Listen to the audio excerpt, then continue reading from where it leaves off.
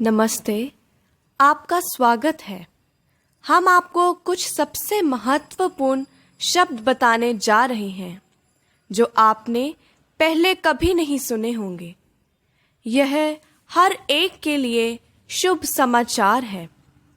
चित्रों को देखें और हमारे द्वारा आपको बताए जाने वाले इस सत्य के शुभ समाचार को ध्यानपूर्वक सुनें।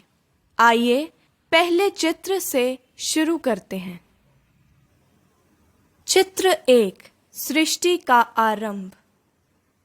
समय के आरंभ में केवल परमेश्वर मौजूद था। फिर परमेश्वर ने स्वर्ग और पृथ्वी की रचना की। पृथ्वी का स्वरूप नहीं था और केवल अंधेरा था। इसलिए परमेश्वर ने पृथ्वी बनाई और उसने प्रकाश को अपनी चमक बिखेरने का आदेश दिया। उसने सूरज और चांद और सारे तारे बनाए। परमेश्वर अच्छा है और वह पूरी सृष्टि पर शासन करता है।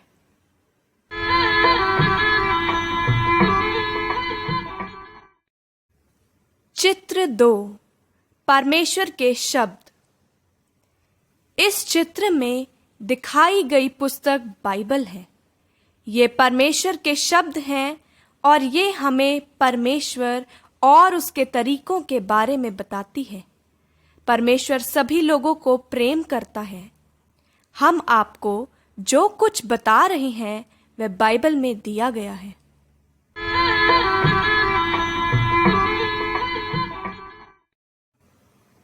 चित्र 3, सृष्टि। परमेश्वर ने हर चीज की रचना की है। परमेश्वर ने कहा, प्रकाश हो, और प्रकाश हो गया। उसने आकाश बनाया, उसने समुद्र बनाया, उसने भूमि को प्रकट होने का आदेश दिया और भूमि बन गई। फिर उसने सभी जीवित जीवों को बनाया, पानी में मछलियां, हवा में पक्षी और सभी जंतु। इस तरह से परमेश्वर ने हर चीज को बनाया। अपनी बनाई सभी चीजों को देखकर परमेश्वर बहुत प्रसन्न हुआ। परमेश्वर द्वारा बनाई गई हर चीज काफी अच्छी थी।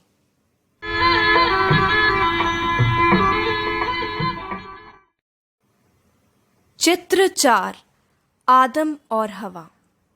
परमेश्वर ने पहले आदमी और फिर पहली औरत की रचना की। उसने उन्हें आदम और हवा नाम दिया। उसने अपनी बनाई हर चीज के ऊपर उनको अधिकार दिया।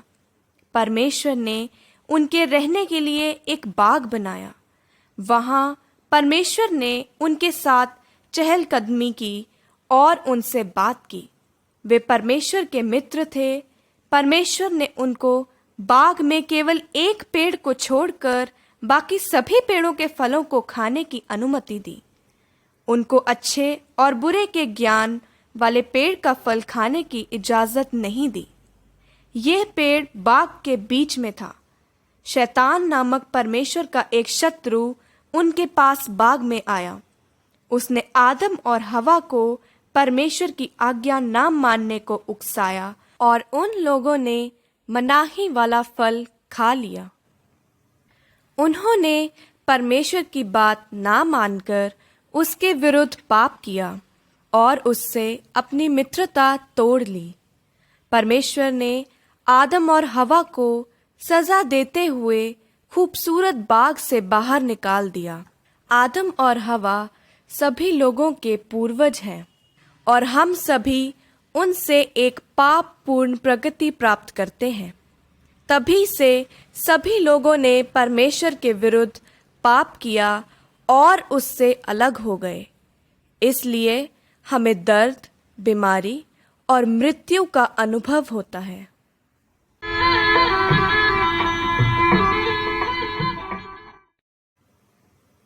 चित्र 5, कैन और अबेल।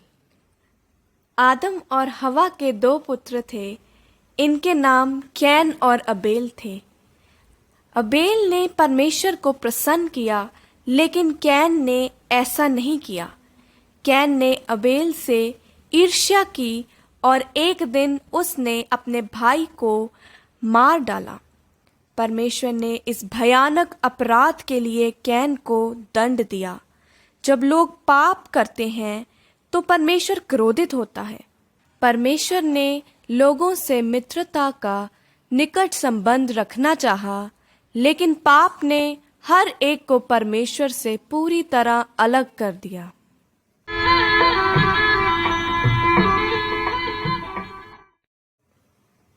चित्र 6, नूह की किश्ती। आदम और हवा की अनेक पीढ़ियों में अनेक वंशज उत्पन्न हुए। उन सभी लोगों ने पाप किए और परमेश्वर की अवहेलना की। लोगों का पाप इतना बढ़ गया कि परमेश्वर ने महाप्रलय के द्वारा उन सबको नष्ट कर देने का फैसला किया। ऐसा केवल एक ही व्यक्ति था जो परमेश्वर को प्रेम करता और आज्ञा मानता था। उसका नाम नूह था। ईश्वर ने नूह को एक बड़ा जहाज बनाने को कहा, जिससे उसे और उसके परिवार को महाप्रलय से बचाया जा सके। जहाज बनाने पर नूह ने लोगों को परमेश्वर के फैसले और आने वाली महाप्रलय के बारे में आगाह किया। हालांकि लोगों ने उसकी चेतावनी पर विश्वास नहीं किया। उन्होंने उसका मजाक उड़ाया और अपने शैतानी तौर तरीकों को छोड़ने से मना कर दिया।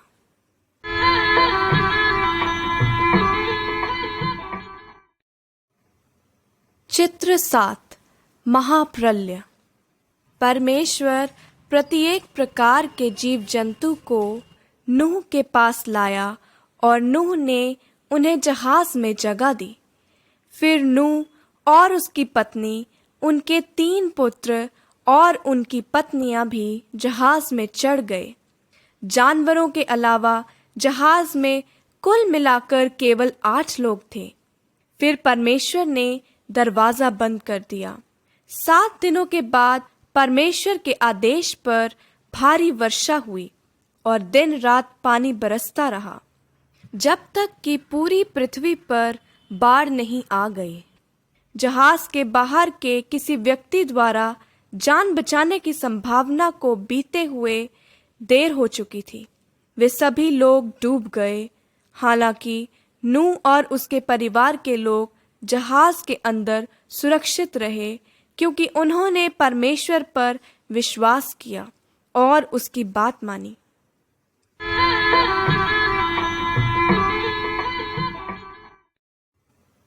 चित्र 8, इब्राहिम, सारा और इसहाक। तमाम वर्षों के बाद नूह के वंशज अनेक कबीलों के रूप में बस गए। इब्राहिम नूह का एक वंशज था। वह परमेश्वर को प्रेम करने वाला और आज्ञा मानने वाला व्यक्ति था।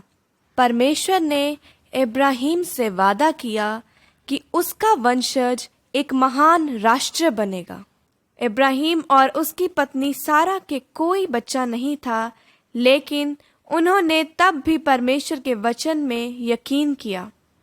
परमेश्वर का वचन पूरा होने के लिए अनेक वर्षों तक प्रतीक्षा करने के बाद भी उनके यहाँ कोई बच्चा नहीं हुआ।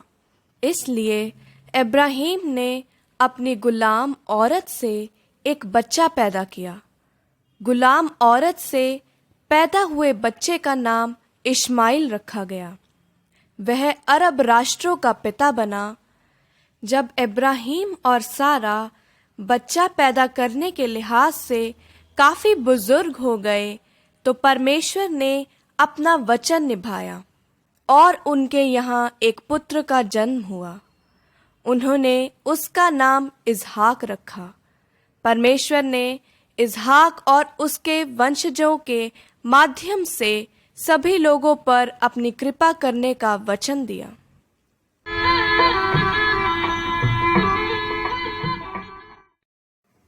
चित्र 9, मूसा और परमेश्वर के नियम। इसहाक के वंशजों ने इज़राइल नाम के एक महान राष्ट्र की स्थापना की। मोसेस इसहाक के वंशजों में से एक था। उसने परमेश्वर में विश्वास किया और आज्ञा मानी। परमेश्वर ने मूसा को सीनै पर्वत पर बुलाया और उससे बात की। लोगों को शिक्षा देने के लिए परमेश्वर ने मूसा को अपने नियम बताए। पत्थर के 2 टुकड़ों पर लिखे हुए परमेश्वर के नियमों को लेकर मूसा पर्वत से नीचे आया। परमेश्वर ने चाहा कि हर कोई उसके नियमों का पालन करे।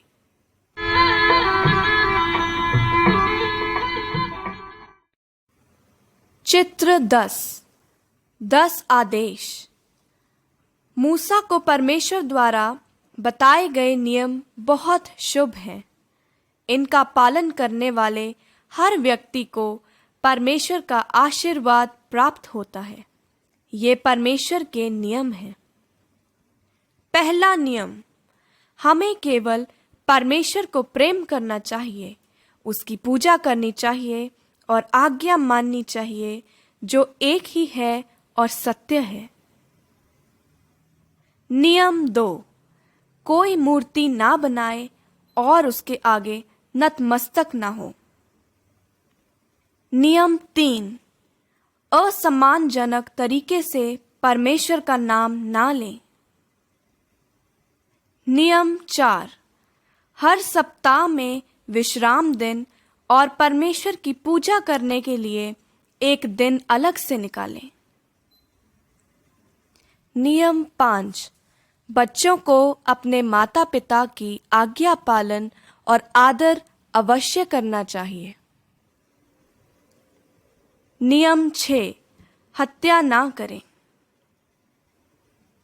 नियम 7, व्यभिचार ना करें। नियम 8, चोरी ना करें। नियम 9, अपने पड़ोसियों के खिलाफ कोई झूठी गवाही ना दे। नियम 10, उन चीजों पर अधिकार ना जताएं जो दूसरों की है।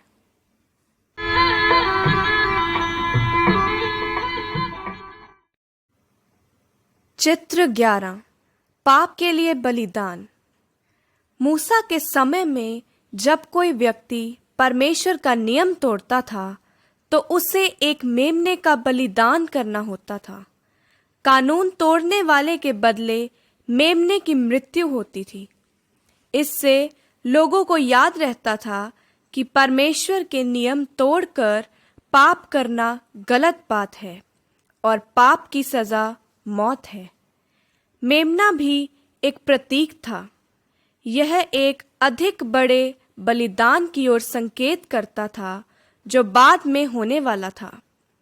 परमेश्वर ने अपने पुत्र को भेजने का फैसला किया जो लोगों के पापों को दूर करने के लिए बलिदान हो।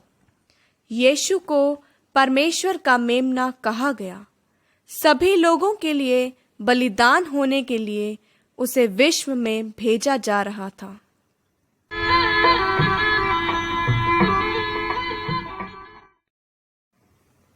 चित्र 12, एक वचनबद्ध मुक्तिदाता। अनेक वर्ष बाद स्वर्ग से एक फरिश्ता मरियम नाम की एक युवा कुंवारी के पास भेजा गया। मरियम ने यूसुफ नामक आदमी से विवाह करने का वचन दिया था। फरिश्ते ने मरियम से कहा, तुमको परमेश्वर द्वारा चुना गया है। तुम एक पुत्र को जन्म दोगी और तुम उसे यीशु पुकारोगी। मरियम ने कहा, यह कैसे हो सकता है क्योंकि मैं कुंवारी हूँ। फरिश्ते ने उत्तर दिया, तुम पर पवित्र आशीर्वाद बरसेगा और तुम बच्चे को गर्भ में धारण करोगी। इस तरह जन्म लेने वाला पवित्र व्यक्ति परमेश्वर का पुत्र कहलाएगा। फरिश्ता यूसुफ के स्वप्न में भी प्रकट हुआ। फरिश्ते ने कहा, यूसुफ, मरियम को अपनी पत्नी बनाने में संकोच मत करो, क्योंकि जो उसके गर्भ में है वो पवित्र आत्मा की ओर से है। वह एक पुत्र को जन्म देगी और तुम उसे यीशु नाम दोगे। यीशु का अर्थ मुक्तिदाता है, जो लोगों को उनके पापों से बचाएगा। यूसुफ ने मरियम से विवाह किया, लेकिन बच्चे का जन्म होने के बाद तक उसके साथ नहीं सोया।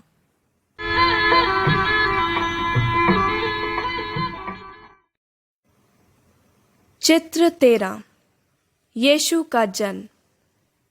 उस समय एक रोमन शासक ने सभी लोगों को उनके पूर्वजों के कस्बों में लौट जाने का आदेश दिया, जिससे उनको पंजीकृत किया जा सके।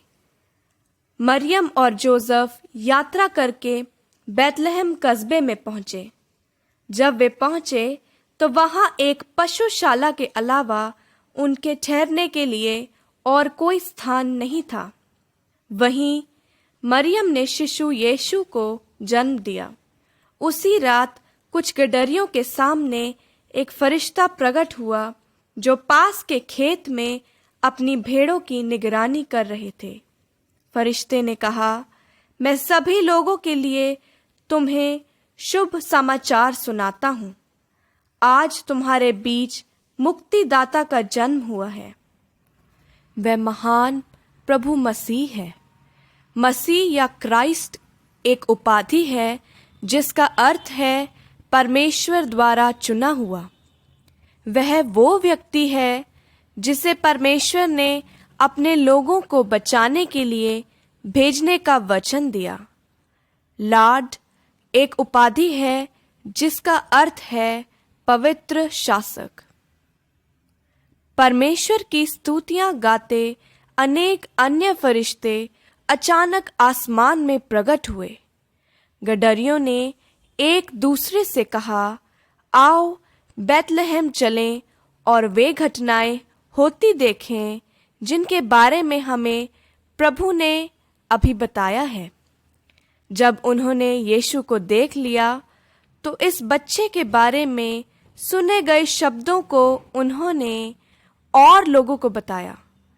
इसे सुनने वाला हर व्यक्ति आश्चर्यचकित हुआ।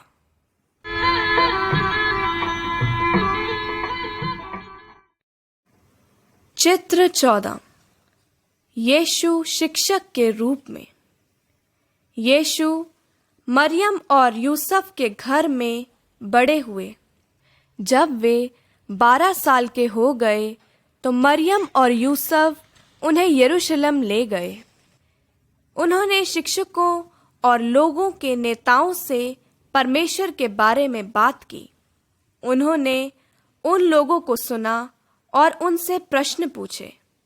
वे सभी लोग परमेश्वर के बारे में यीशु का गूढ़ ज्ञान देखकर चकित हुए। जब यीशु 30 वर्ष के हुए तो उन्होंने लोगों को परमेश्वर के बारे में शिक्षा देना शुरू कर दिया। अनेक लोगों ने उनकी शिक्षाओं में विश्वास किया और उनका अनुसरण किया। हालांकि कुछ धार्मिक नेताओं ने विश्वास नहीं किया और वे उनके विरोध में हो गए।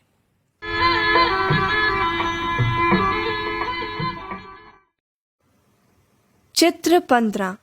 यीशु के चमत्कार। यीशु को परमेश्वर से महान शक्ति मिली थी। उन्होंने अनेक चमत्कार किए। उन्होंने रोगियों को चंगा किया और अंधों को देखने लायक बनाया। उन्होंने मरे हुए लोगों से बात की और उन्हें जिंदा किया। उन्होंने तूफानों को शांत किया और पानी पर चले। जब लोगों ने ये चमत्कार देखे तो अनेक लोगों को यह विश्वास हो गया कि उन्हें ईश्वर ने भेजा है। यीशु ने जो कुछ भी किया और कहा वह देखकर वे चकित हुए। यीशु के पास हमारी मदद करने की शक्ति भी है।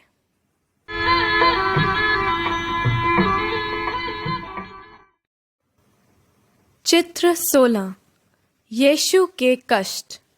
यीशु ने आश्चर्यजनक काम किए और अनेक लोगों ने उनका अनुसरण किया। उन्होंने अनेक लोगों की मदद की और परमेश्वर के मार्ग की शिक्षा दी। यीशु लोगों को परमेश्वर का प्रेम दिखाने और लोगों को फिर परमेश्वर से जोड़ने के लिए आए।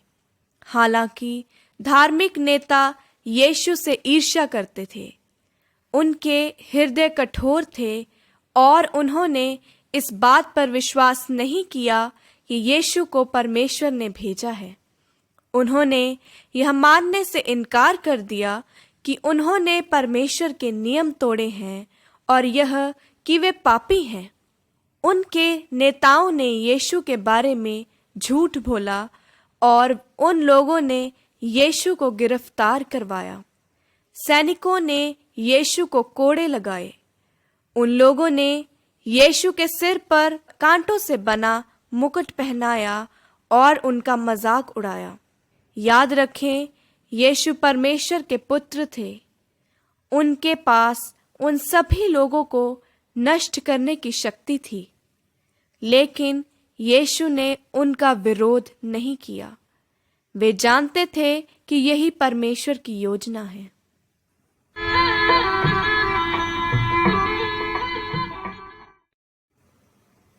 चित्र 17। यीशु को सूली पर टांगा गया। सैनिकों ने यीशु को लकड़ी के बने एक क्रूस पर कीलों से जड़ दिया और उनको तब तक लटकाया गया जब तक कि उनकी मृत्यु नहीं हो गई। उन दिनों कानून तोड़ने वालों को इसी तरह क्रूरतापूर्वक मारे जाने की प्रथा थी। यीशु के साथ 2 अपराधियों को भी क्रूस पर टांगा गया। हालांकि यीशु अपराधी नहीं थे, उन्होंने कुछ भी गलत नहीं किया था। यीशु हमारे पापों के लिए मरे और उनको वह सजा मिली जो हमारे लिए थी। हम सभी पापी हैं और हमें हमारे पापों के लिए मृत्यु की सजा मिलनी चाहिए। सभी लोगों के पापों के एवज में यीशु ने अपना बलिदान किया।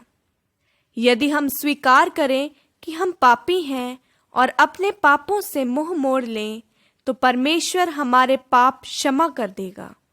पश्चाताप करने और महान यीशु में विश्वास करने से आप बचाए जाएंगे।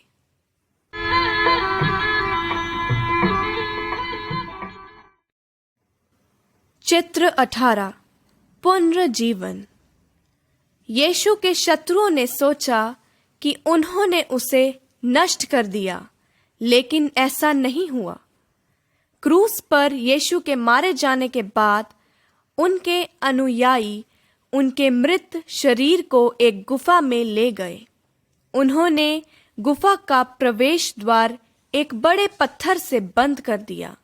2 दिन बीत जाने के बाद तीसरे दिन यीशु मृत्यु से जी उठे, जैसा कि उन्होंने करने के लिए कहा था। दफन संस्कार करने के लिए कुछ महिलाएं गुफा में गई थी। उन्होंने देखा कि पत्थर लुढ़का हुआ है और यीशु का शरीर वहां से जा चुका है। 2 फरिश्ते प्रकट हुए और उन्होंने बताया कि यीशु जीवित है। उन्होंने कहा, वह यहाँ नहीं है, वह जीवित हो चुका है। हाँ, यीशु मृत्यु से जीवित हो उठे थे। यीशु ने दिखाया कि वे वास्तव में परमेश्वर के पुत्र हैं। यीशु मसीह आज भी जीवित हैं और शैतान तथा मृत्यु पर यीशु ने हमेशा के लिए विजय प्राप्त कर ली है।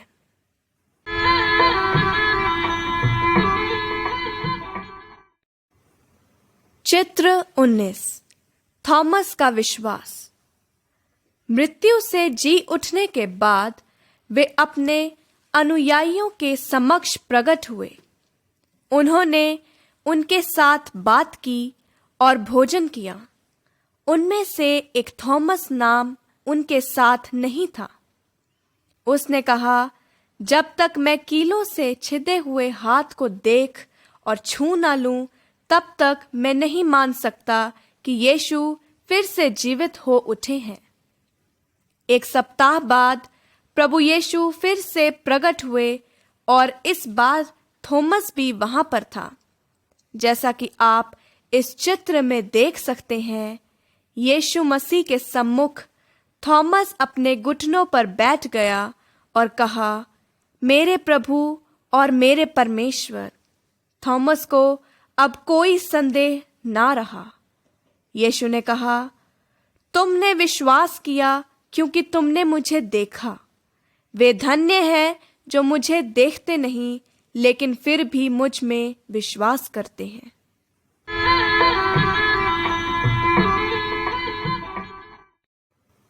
चित्र 20। स्वर्गारोहण। मृत्यु से जी उठने के बाद यीशु ने अनेक लोगों को दर्शन दिए। लोगों ने उन्हें देखा और जाना कि उन्होंने मृत्यु को परास्त किया है और जीवित हो उठे हैं। 40 दिनों के बाद यीशु के स्वर्ग वापस जाने का समय आ गया। उन्होंने वह काम पूरा कर लिया था जो वह करने आए थे। यीशु मसीह ने कहा, जाओ और सभी देशों में शिष्य बनाओ। उनको वे सारी बातें मानने की शिक्षा दो जो मैंने तुम्हें आदेश दिया है।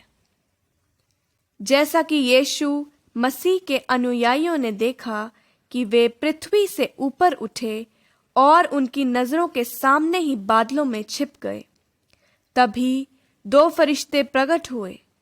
उन्होंने शिष्यों को बताया कि यीशु एक दिन इसी तरह वापस लौटेंगे जैसे उन्होंने उन्हें जाते देखा है। यीशु मसीह अब स्वर्ग में हैं।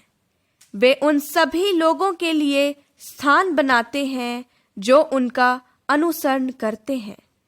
क्या आप प्रभु यीशु में विश्वास और उनका अनुसरण करेंगे? क्या आप तब उनसे मिलने के लिए तैयार हैं जब वे वापस लौटेंगे?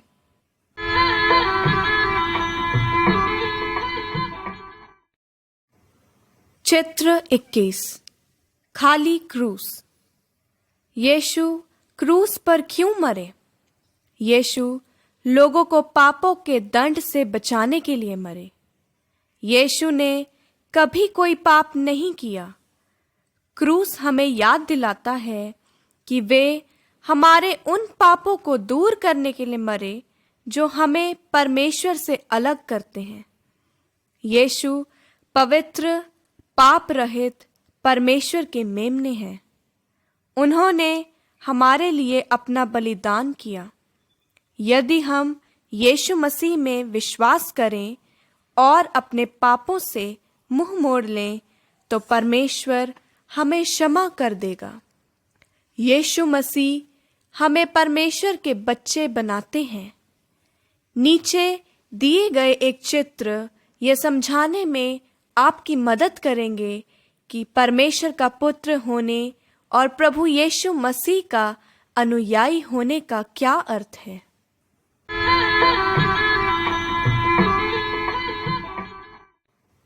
चित्र 22। 2 सड़कें। यीशु ने शाश्वत जीवन के मार्ग की शिक्षा दी। प्रत्येक के जीवन की शुरुआत पाप की चौड़ी सड़क से होती है, क्योंकि हम सभी को आदम से एक पापपूर्ण प्रकृति उत्तराधिकार में प्राप्त होती है। एक पतली सड़क है जो हमें परमेश्वर और स्वर्ग के शाश्वत जीवन की ओर ले जाती है। प्रभु यीशु मसीह ने कहा कि हमें इस पतली सड़क पर चलना चाहिए। इस चित्र में पतली सड़क के प्रवेश पर मौजूद एक क्रूस आप देख सकते हैं। यदि हम अपने पापों का प्रायश्चित करें और यह विश्वास करें कि यीशु हमारे लिए क्रूस पर मरे, तो हम इस रास्ते पर प्रवेश कर सकते हैं। अनेक लोग अपने पापों को छोड़ना नहीं चाहते। उनके लिए स्वर्ग का मार्ग और भी सकरा हो जाता है। वे नरक में नष्ट होने के लिए निरंतर चौड़ी वाली सड़क पर चलते रहते हैं। आप कौन सी सड़क पर चल रही हैं? परमेश्वर से अभी बात क्यों नहीं करते? उससे कहें, प्रभु परमेश्वर, आप महान और पवित्र हैं। मैं आपके सम्मुख स्वीकार करता हूँ कि मैं पापी हूँ। मैं विश्वास करता हूँ कि मेरे पापों के दंड को उठाने के लिए यीशु मसीह ने क्रूस पर मेरे बदले जान दी। प्रभु कृपया मुझे क्षमा करें, मुझे मेरे पापों से मुक्त करें और मुझे अपने बच्चों में शामिल करें। मैं यीशु मसीह के बताए रास्ते का अनुसरण करना चाहता हूँ और मृत्यु के बाद आपके साथ स्वर्ग में रहना चाहता हूँ। धन्यवाद ओ मेरे प्रभु, मैं यीशु मसीह के नाम से प्रार्थना करता हूँ।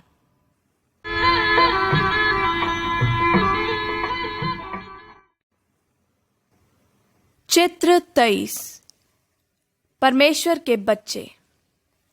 इस चित्र में आप यीशु मसीह को देख सकते हैं। वे सभी जातियां, देशों और भाषाएं, समूहों के लोगों का स्वागत कर रहे हैं। इन लोगों ने उसमें विश्वास किया और परमेश्वर के बच्चे बन गए। ये सभी पतली सड़क पर आए हैं जो स्वर्ग का रास्ता है। परमेश्वर के बच्चे किसी बड़े परिवार की तरह हैं। इनमें धनी और निर्धन, काले या गोरे सभी शामिल हो सकते हैं। इनमें आदमी, औरतें और बच्चे हैं। ये सभी लोग एक साथ मिलकर प्रभु यीशु मसीह को धन्यवाद दे रहे हैं।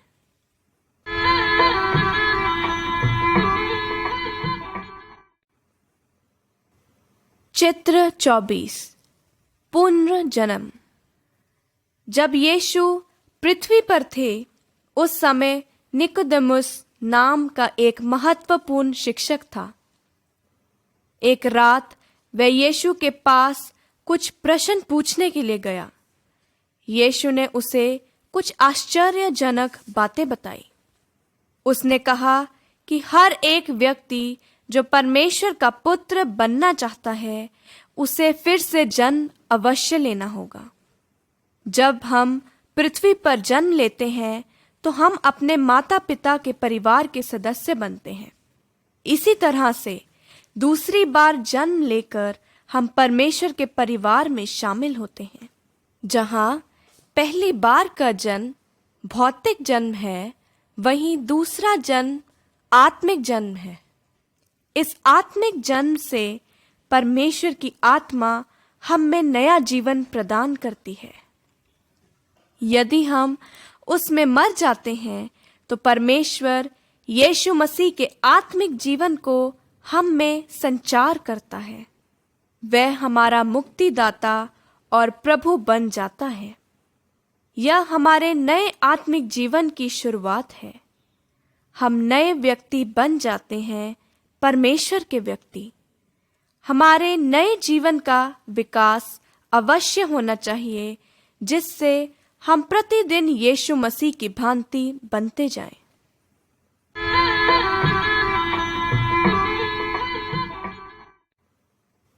चित्र 25, पवित्र आत्मा का आगमन।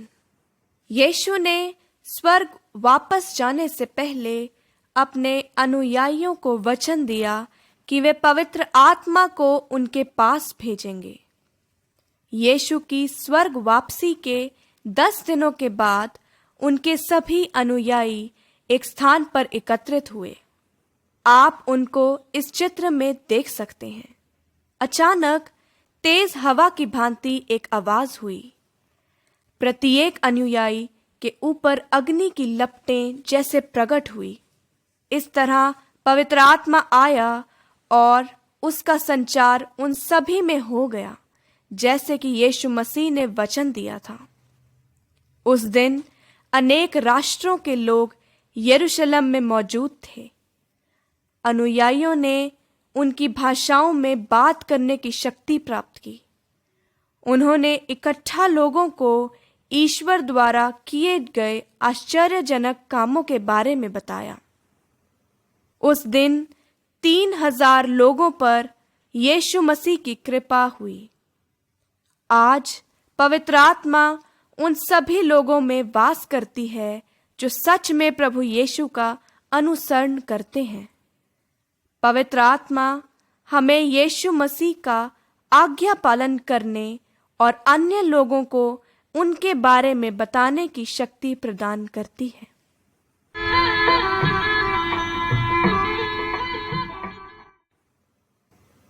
चित्र 26। प्रकाश में चलना। यीशु मसीह में विश्वास करने से पहले व्यक्ति चित्र में दिखाए गए व्यक्ति की भांति होता है जो अंधेरे में चल रहा है। वह ठोकरें खाता है और प्रायः गिरता है, क्योंकि उसे रास्ता दिखाने के लिए कोई प्रकाश नहीं होता। जब हम यीशु मसीह में विश्वास करते हैं तो हम चमकदार दिन में सड़क पर चलते व्यक्ति की भांति हो जाते हैं। हम देख सकते हैं कि हम कहाँ चल रहे हैं। हम गिरते नहीं, चाहे रास्ता ऊबड़ खाबड़ ही क्यों न हो। प्रभु यीशु ने कहा, मैं संसार का प्रकाश हूँ। यदि कोई व्यक्ति मेरा अनुसरण करता है तो उसे अंधेरे में नहीं चलना पड़ेगा। प्रभु यीशु चाहते हैं कि उनके सभी लोग उनकी दिव्य अच्छाइयों के रास्ते पर चलें और बेहतर से अधिक बेहतर बने। उनके मार्ग का अनुसरण करने वाले सभी विश्वास करने वालों को वे अपनी पवित्र आत्मा प्रदान करते हैं।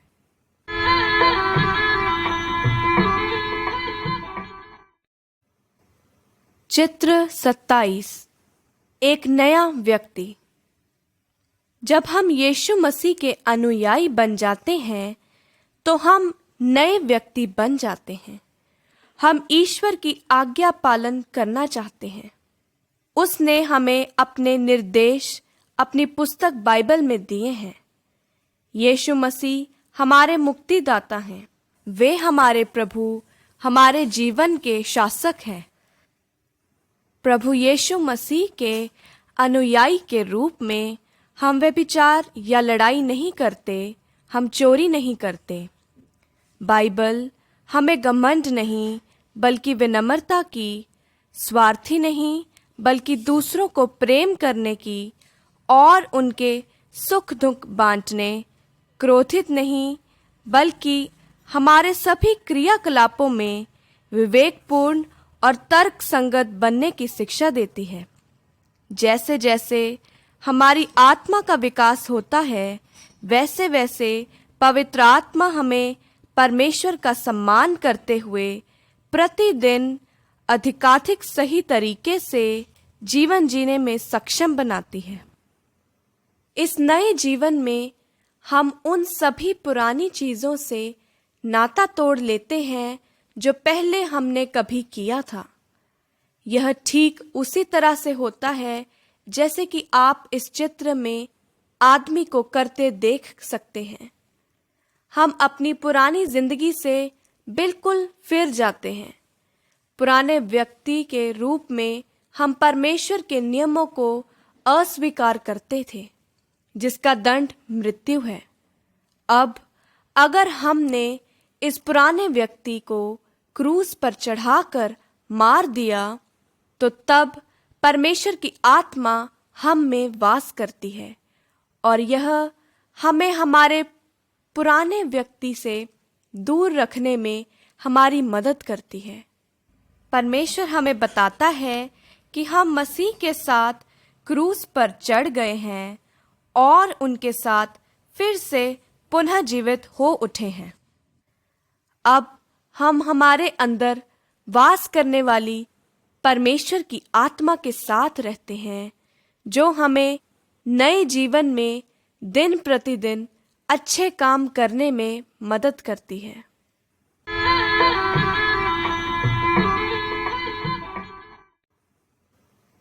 चित्र 28।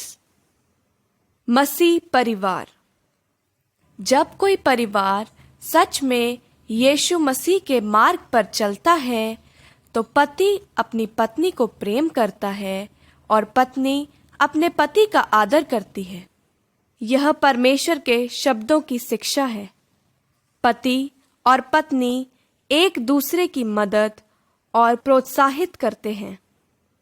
वे अपने बच्चों को परमेश्वर से प्रेम करने और उसकी आज्ञा मानने की शिक्षा देते हैं। परमेश्वर का सम्मान करने वाला परिवार संकट के समय एकजुट रहता है। वे आपसी सहयोग के साथ मिलजुल कर प्रार्थना और कार्य करते हैं।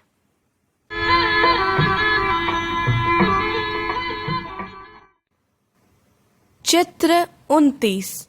अपने शत्रुओं को प्रेम करो। प्रभु यीशु ने अपने अनुयायियों को सिखाया, अपने शत्रुओं को प्रेम करो और उनके लिए प्रार्थना करो जिन्होंने तुम्हें दुख पहुंचाया। हमें अपने शत्रुओं से भी प्रेम करना चाहिए ताकि हम स्वर्ग में अपने पिता के पुत्र बन सकें। यीशु ने एक आदमी के बारे में कहानी सुनाई जो एक सड़क पर यात्रा कर रहा था। लुटेरों ने उस पर हमला किया और उसे पीटा और अधमरा छोड़कर भाग गए। एक अन्य जाति के एक व्यक्ति ने बुरी तरह से घायल उस व्यक्ति को देखा। उसने उसके जख्मों की मरहम पट्टी की। उसने उस आदमी को अपने गधे पर बिठाया और उसे एक सराय में ले गया जहां उसकी अच्छी देखभाल की। बेहतर होने तक के लिए बीमार आदमी की देखभाल करने के लिए उसने खुद ही सराय मालिक को पैसा दिया। यीशु ने कहा कि हमें उन लोगों को प्रेम और मदद करनी चाहिए जिन्हें इसकी जरूरत हो, चाहे वे दूसरी नस्ल या धर्म के क्यों ना हों।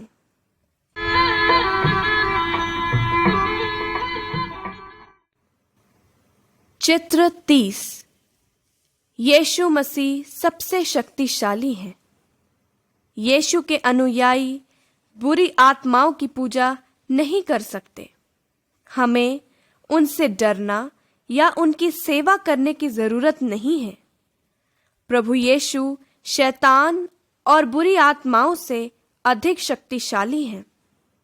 विश्वास करने वालों को हर उस चीज से छुटकारा पाना ही होगा जो उनको शैतान और बुरी आत्माओं के लिए बाध्य करती और उनकी ओर ले जाती है। प्रभु यीशु हमें उनसे सुरक्षित रखते हैं जब हम उनसे अनुरोध करते हैं।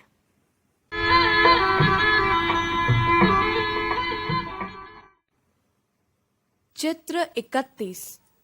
बुरी आत्माओं को बाहर निकालना। एक समय एक आदमी था जो अनेक बुरी आत्माओं के कब्जे में था। रस्सियां और जंजीरें भी उसे नहीं रोक पाती थी, क्योंकि उसके अंदर मौजूद बुरी आत्माएं बहुत ताकतवर थी। यीशु ने उन आत्माओं को बाहर आने का आदेश दिया और वे आ गई। वह आदमी बुरी आत्माओं के चुंगल से आजाद हो गया। वह गया और अपने सभी मित्रों को बताया कि यीशु ने उसके साथ क्या किया है। यीशु ने अनेक लोगों को बुरी आत्माओं से मुक्ति दिलाई। शैतान और बुरी आत्माओं को यीशु की आज्ञा माननी ही पड़ती है। आप भी विश्वास करने वाले हो सकते हैं, फिर भी शायद आप बुरी आत्माओं के कारण परेशान हो सकते हैं। याद रखें कि आप परमेश्वर के हैं। शैतान का आपके जीवन में कोई स्थान नहीं है। उसका विरोध करें और शक्तिशाली प्रभु यीशु से प्रार्थना करें कि वे उन बुरी आत्माओं को आपसे दूर करें। प्रभु पर विश्वास करने वालों को आपके साथ प्रार्थना करने के लिए कहें। यीशु किसी भी बुरी आत्मा से अधिक शक्तिशाली हैं। जब आप यीशु की शरण में जाते हैं तो उनकी शक्ति आपको सुरक्षित रखती है और शैतान आपको नुकसान नहीं पहुंचा सकता।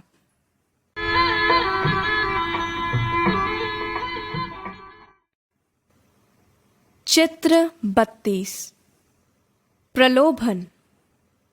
शैतान परमेश्वर के बच्चों को अवसर मिलने पर प्रलोभन देने की कोशिश करता है। वह उनको प्रभु यीशु का अनुसरण करने से रोकना चाहता है। शैतान विश्वास करने वालों को अनेक प्रलोभन देने की कोशिश करता है, जैसे धन संपत्ति, नशीली दवाएं, तीखी शराब और अनैतिक जीवन यापन। वह हमें विश्वास दिलाना चाहता है कि ये चीज़ें हमें प्रसन्न बनाएंगी। हालांकि शैतान झूठ बोलता है। वह हमें भ्रमित करने और परमेश्वर के मार्ग से मुंह मोड़ने को प्रेरित करता है।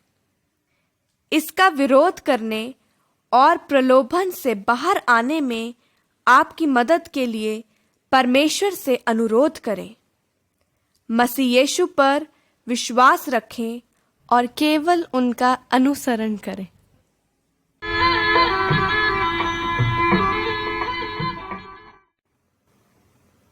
चित्र 33। यदि हम पाप करें। क्या होगा यदि कोई विश्वास करने वाला व्यक्ति पाप करे? यीशु ने यह कहानी सुनाई। एक युवा आदमी ने घर छोड़ दिया, बहुत दूर चला गया और उसने अनेक बुरे काम किए। उसने व्यभिचार करके और अपने पिता का धन अपव्यय करके काफी पाप किया। फिर वहां एक भयानक अकाल पड़ा। वह बहुत गरीब और भूखा हो गया। उसे फिर वे फली खाकर पेट भरना पड़ा जो सूअरों को खिलाई जाती थी। लेकिन किसी ने उसे भोजन नहीं दिया। फिर उसे ज्ञान हुआ कि उसने परमेश्वर और अपने पिता के विरुद्ध पाप किया है। अपने किए पर उसे सच में पछतावा हुआ। वह अपने पिता के पास वापस लौटा। उसके पिता अब भी अपने पुत्र को प्रेम करते थे, हालांकि उसने काफी पाप किया था। अत्यधिक उल्लास के साथ उन्होंने अपने पुत्र का स्वागत किया और उसे क्षमा कर दिया। यदि हमने पाप किया है तो हमें सचमुच क्षमा प्रार्थी होकर प्रायश्चित करना होगा और अपने पापों से मुंह मोड़ना होगा। फिर परमेश्वर हमें क्षमा कर देगा और इस कहानी में पिता की भांति हमें अपनी शरण मिलेगा। यीशु ने कहा, पापों से पश्चाताप करने वाले के लिए स्वर्ग में आनंद है।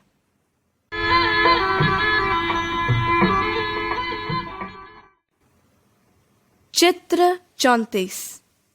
बीमारी। परमेश्वर के लोगों को बीमार हो जाने पर क्या करना चाहिए? उन्हें पहले परमेश्वर से बातचीत करना चाहिए और उस पर भरोसा करना कि जो कुछ भी वो करता है उत्तम करता है।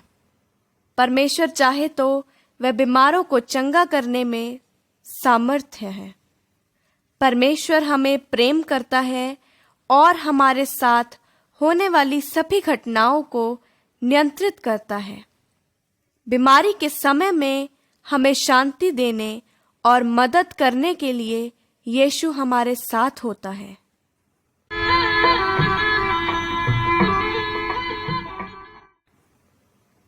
चित्र 35। मृत्यु। इस चित्र में लोग अपनी प्रथा के अनुसार अपने मृत परिजन को दफना रहे हैं। एक दिन हम सभी मर जाएंगे, लेकिन तब हमारे साथ क्या होगा? परमेश्वर के वचन बाइबल कहती है कि जब विश्वास करने वाला मर जाता है तो उसकी आत्मा प्रभु यीशु के साथ स्वर्ग में जाती है। इस चित्र में विश्वास करने वाले के परिवार के लोग और मित्र दुखी हैं, लेकिन वो शोक के साथ हताश नहीं हुए। हमें मृत्यु से डरने की जरूरत नहीं है। परमेश्वर हमें प्रेम करता है और हमें पाप और शाश्वत मृत्यु से बचाता है। विश्वास न करने वालों के लिए परमेश्वर के साथ शाश्वत जीवन की यह आशा नहीं होती। बाइबल कहती है कि वे शाश्वत दंड वाले स्थान पर भेजे जाएंगे।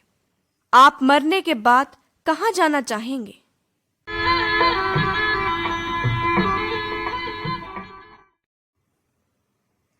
चित्र 36। मसीह का शरीर। हमारे शरीर के हर एक अंग का अपना उद्देश्य है। आंखें देखने के लिए, कान सुनने के लिए, मुंह बात करने के लिए और खाने के लिए है। शरीर के सभी अंग साथ मिलकर काम करते हैं। यदि एक अंग बीमार या घायल होता है तो पूरे शरीर को कष्ट होता है। परमेश्वर कहता है कि विश्वास करने वाले लोग चर्च नामक शरीर के अंग हैं। यीशु मसीह शरीर के सिर हैं। परमेश्वर के पास प्रत्येक विश्वास करने वाले के करने के लिए कार्य है। उदाहरण के लिए उपदेश देना, गाना, सेवा करना, शिक्षा देना, सत्कार करना और दूसरों की मदद करना। यदि विश्वास करने वाला कोई एक व्यक्ति अपना कार्य करने में असफल होता है तो चर्च के पूरे शरीर को कष्ट होता है। परमेश्वर के सम्मान में सभी विश्वास करने वालों को साथ मिलकर कार्य करना चाहिए और एक दूसरे की सेवा करनी चाहिए।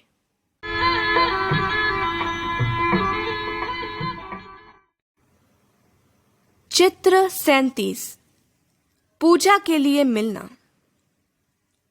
परमेश्वर की पूजा करने के लिए विश्वास करने वाले लोग नियमित रूप से मिलते हैं।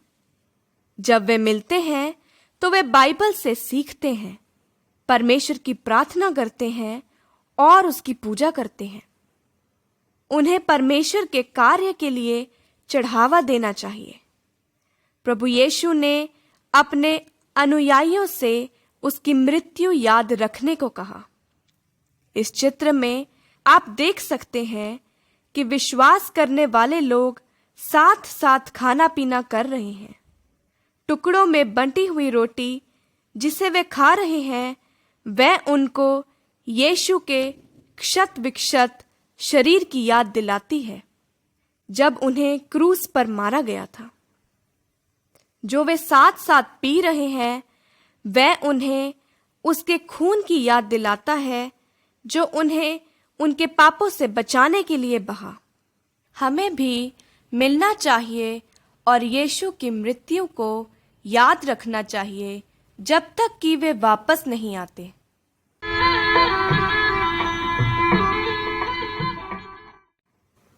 चित्र 38। यीशु मसीह वापस लौटेंगे। एक दिन यीशु मसीह स्वर्ग से पृथ्वी पर वापस आएंगे, जैसा कि उन्होंने वचन दिया था। वे अचानक आएंगे जब लोग उनकी उम्मीद ना कर रहे होंगे। जो तब भी जीवित होंगे वे उनसे मिलेंगे, लेकिन सब कुछ एकाएक बदल जाएगा। वे सब साथ साथ हवा में प्रभु से मिलेंगे। वे परिपूर्ण हो जाएंगे और उसके साथ हमेशा के लिए स्वर्ग में रहेंगे। विश्वास ना करने वालों को पीछे छोड़ दिया जाएगा। उनको परमेश्वर के न्याय का कष्ट उठाना होगा। हम नहीं जानते कि यीशु मसीह कब वापस आएंगे, लेकिन हमें हर समय तैयार रहना है और उनकी प्रतीक्षा करनी है। यदि प्रभु यीशु आज ही वापस आ जाते हैं तो क्या आप उनसे मिलने के लिए तैयार हैं?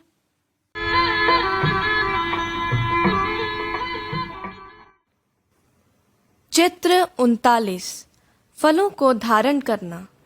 इस चित्र में दिखते पेड़ पर तमाम फल लगे हैं।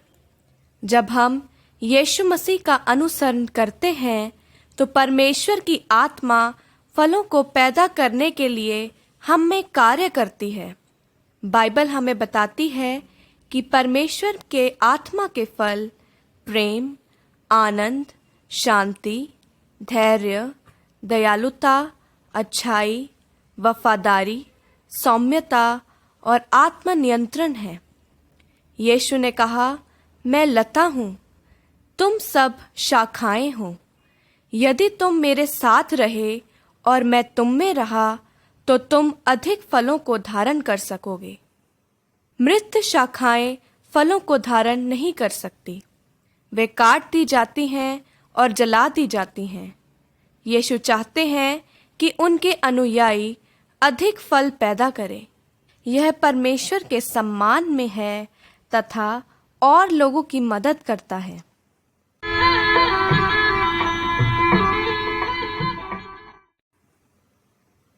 चित्र 40 गवाही देना। जो कोई उसमें विश्वास करता है वह पापों से, शाश्वत दंड और मृत्यु से बचा लिया जाएगा। यदि आप विश्वास करने वालों में से हैं तो आपको यह शुभ संदेश समझने में अन्य लोगों की मदद अवश्य करनी चाहिए। परमेश्वर की पवित्र आत्मा आपको जीवन जीने और उनसे बात करने का साहस प्रदान करेगी। इस डीवीडी का उपयोग औरों को वह बताने में करें जो आपने सीखा। इस तरह से अनेक लोग परमेश्वर और हमारे मुक्तिदाता प्रभु यीशु मसीह के बारे में सत्य जान सकेंगे।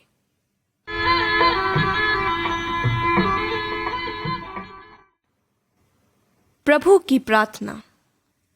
हे हमारे पिता, तू जो स्वर्ग में है, तेरा नाम पवित्र माना जाए, तेरा राज्य आए, तेरी इच्छा जैसी स्वर्ग में पूरी होती है वैसे ही पृथ्वी पर भी पूरी हो।